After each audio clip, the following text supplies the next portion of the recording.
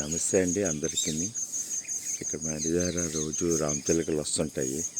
నేను early morning rice వేస్తుంటాను. ఈ rice ఇలాగ లైన్గాన రోజు ఇంత ఆనందంగా ఉంటుంది. రోజు వస్తుంటే ఎంజాయ్ చేస్తుంటాయి, ఫుడ్ ఇచ్చింది సిమెల్ వెళ్ళిపోతుంటాయి.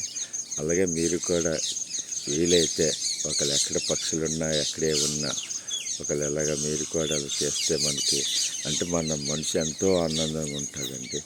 అది చూడండి, దాన్ని పెట్టి చూడండి అలా చూస్తుందండి ఎన్ని రామచిలుకలు వస్తుంటాయో అవి అలాగా.